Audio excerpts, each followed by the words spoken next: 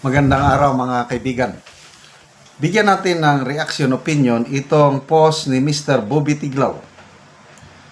Sabi niya, Chat GPT assessment. I'll answer this carefully and clinically. Isinare niya dito, St. Luke's Medical Center, I think, CT scan. Kaninong CT scan ito? Sabi ni, Maricar Serrano, wag nyo i-zoom kung ayaw nyong sumaya. Isinom ko nga. Kanino? CT scan. Whole abdomen CT scan. St. Luke's Medical Center, Quezon City. Kailangan i-zoom natin kaninong CT scan ito. Bakit? Ito na, mabasa na natin. Patient's name. Marcos Ferdinand Jr. Romualdez. Ito na, klarong resibo. CT scan.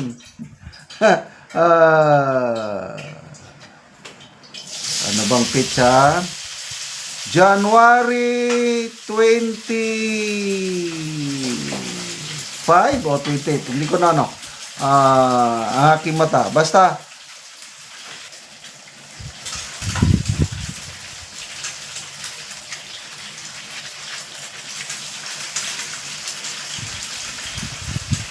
impression. Dito na tayo. Impression. Ano yung findings? Severe sigmoid diverticulitis. Severe. Malala. With perforation and extensive medical term. Hindi ko extensive. Indicating clinical deterioration. Urgent surgical consultation recommended for possible Hartmann's procedure or percutaneous drainage, colonic obstruction or partial stricture from inflammation, absent left kidney status, nag-iisa lang ang kidney niya, absent left kidney status post-donor ni pamukha, and unchanged small right renal cyst. Ano ito? May cyst. Mild hepatology without focal pathology. Ano pa? Mild fatty involution of the pancreas. Wala? Atherosclerotic vesicular disease. Mild abdominal aortic and branch vessel. Mga medical term, manghirap basahin. Osteoporosis, degenerative, cautious, and these changes. At least ito, klaro. I hope hindi ito fake Unang nag-post dito kanina si Optic Politics, sabi niya, nakatanggap ako ng medical document, CT scan, na ito, ipinaliwanag na kailangan ng immediate surgery. Parang ito. So ito, ipinaliwanag ni Mr. Bobby Tiglaw through Chat GPT assessment. Short answer.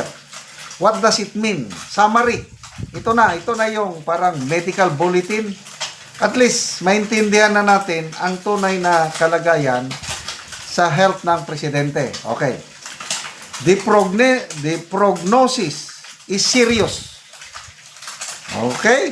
Delikado. Sabi ng Malacanang, he is fine. Serious but, okay, potentially survivable provided there is immediate and appropriate treatment. Without urgent intervention, the condition described is life-threatening. Okay, kung ordinaryong mamamayan ka lang, wala kang pera, ganito ang sakit mo, life-threatening. Ngayon, kay presidente man siya, inaasikaso, pwede siyang mag-survive. Kaya, kayo dyan, yung mga nagsasaya, Kara David, huwag kayong magsaya dahil pwedeng makasurvive. Pasensya na lang kayo. What the city findings mean for prognosis? The dominant prognosis determining finding is this. Severe sigmoid diverticulitis with perforation and extensive mesenteric phlegmon with clinical deterioration and urgent surgical consultation recommended, possible Hartmann's procedure or percutaneous drainage. This places the condition in complicated diverticulitis. Likely Henchi stage 3 or 4 depending on whether contamination is localized or generalized. Nagkaroon ng infeksyon. Ganun yun. Prognosis by component. Perforated sigmoid diverticulitis most critical. This is not a mild or self-limited condition.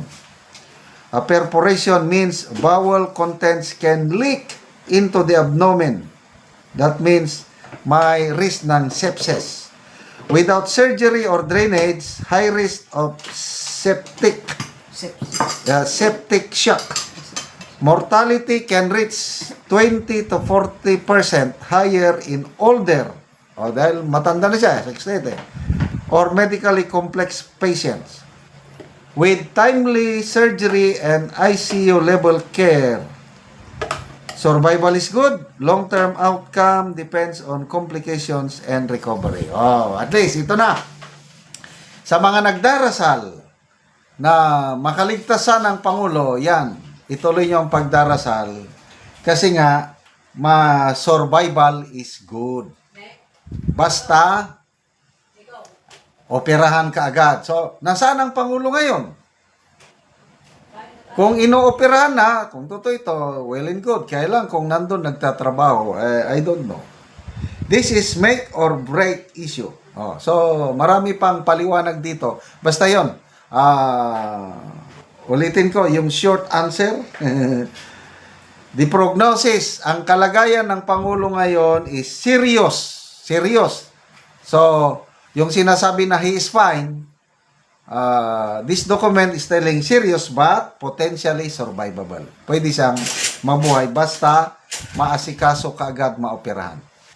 So, yung gustong magdasal sa Pangulo, magdasal na kayo. Kung ano yung idasal nyo para sa kanya, bahala na kayo.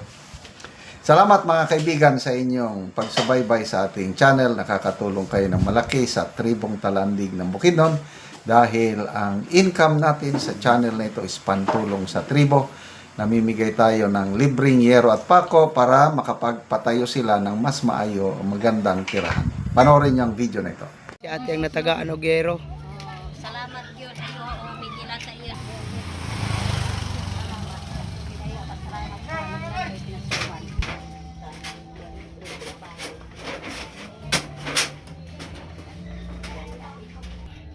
O karon mo na niyang atop sa natagaan na mo og gero sa iyang sin.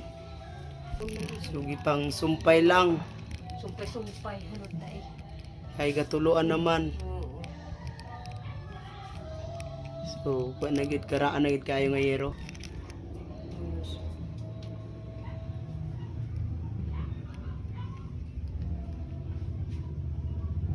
O karon ate, pila na ni katuig ang imong balay nga inaani na ang itsura, gipansumpay lang ang yero. 30 anyos. 30 na ni katuig. Oo, so nga naman ate sa kadegayon na sa inyong atop nga buslot na gid kaayo wala mo nakapalit og sin. Uwa mang gyud, igo-igo rang kita ni sa akong bana, igo-igo ra gyud sa pangonsumo. Mga utang. So kuan gid kaayo. So pila na dahi ti imong edad? 52. 52 ka na. So naapa kay bana. Na si Edison Pantaw kan. Oo, ang Iya man pila ka bukang imong anak te? 7 pero nawala isa. So naa ka estudyante pa karon? Wala na. Wala na ka estudyante. So tanan na nakapamilya imong anak. Oo. Ang kamangura na kaminyo na. So kamura karon din ni sa inyong balay. Wa mi kabuok 5. Pero tuwa sa Cotabato nagadto dito akong bata sa Cotabato. Oo. So karon te makapuli na gyud mo atop. Makapuli na gyud. Salamat gyud ako kay nga akong pasalamat nga tagaan kong pinaskuhan. Kaya akong pasalamat karon nga Pasko kay gitagaan ko og sin nga makaatop na gyud ko. Di na gyud magtulo. Ta Ginoo og nagahatag pud ani nga vlogger si General. Salamat kayo.